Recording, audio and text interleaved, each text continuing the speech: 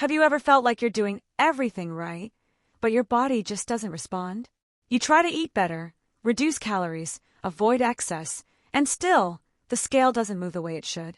What if I told you that there are common foods, things you probably already eat, that can actually program your body to burn more energy, depending on how you prepare and consume them?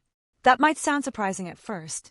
After all, for years we've been told that losing weight is just about eating less and cutting certain foods. But the truth is, your metabolism doesn't work like a simple calorie calculator. There's an invisible factor, rarely talked about, that may be directly influencing your ability to burn fat, your gut. And this is where many people start to understand why their body feels stuck. Especially after the age of 35, it's common to notice that metabolism slows down. That ease of losing weight seems to disappear. Even with effort, discipline, and dieting, results become slower or sometimes non-existent. This leads to frustration, the feeling that the problem is you, that maybe you lack discipline or consistency. But in reality, the issue is often not how much you eat, it's how your body is processing what you eat.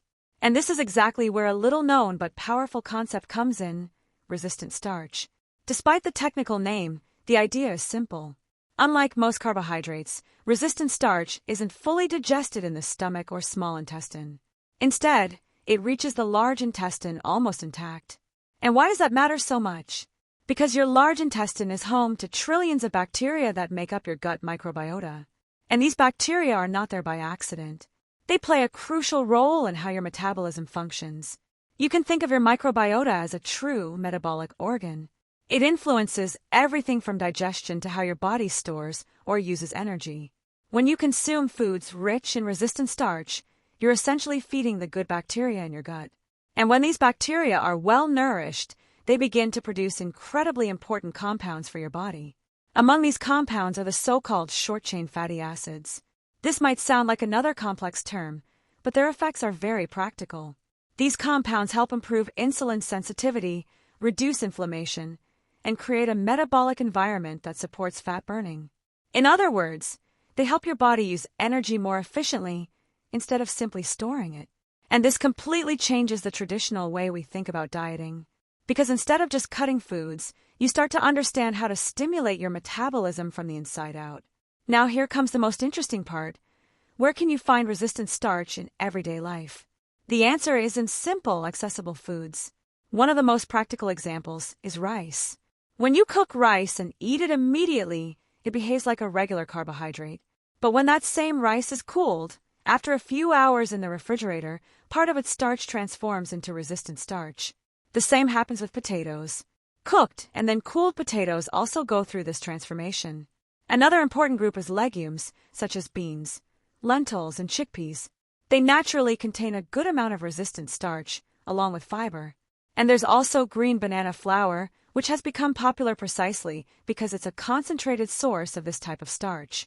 Do you see how we're talking about common, affordable foods that are easy to include in your routine? And the best part is, you don't need to completely change your diet to start seeing benefits. Small adjustments can already make a difference. For example, you can cook rice as usual and eat part of it the next day after it is cooled. You can add cooled potatoes to salads. You can include legumes in your main meals. Or even mix green banana flour into simple foods like smoothies or yogurt. These changes may seem small, and they are, but their impact happens on a deeper level inside your body. Over time, by feeding your microbiota, you create a more favorable environment for your metabolism to function properly. And this leads us to an important shift in perspective. Not all carbohydrates are the same. And more importantly, not all carbohydrates make you gain weight. The effect of food has on your body depends on how it is prepared, combined, and consumed throughout the day. When you understand this, you stop seeing food as a system of restriction and start seeing it as a strategy. A way to work with your body instead of against it. And maybe this is the most important point of all. You don't need to fight your metabolism. You can actually teach it to work better. By taking care of your gut, you're addressing one of the most important foundations of health and sustainable weight loss. And this doesn't happen overnight. But with consistency, small changes begin to create real results. More energy, better digestion, greater ease in managing your weight. So if you feel like you've tried everything and nothing seems to work, maybe it's time to look in a different direction. Not just at what's on your plate, but at what happens after the food enters your body. And now I want to hear from you. Had you ever heard about resistant starch, or do you already use any of these foods in your daily routine? Let me know in the comments, because your experience might help someone else going through the same struggle.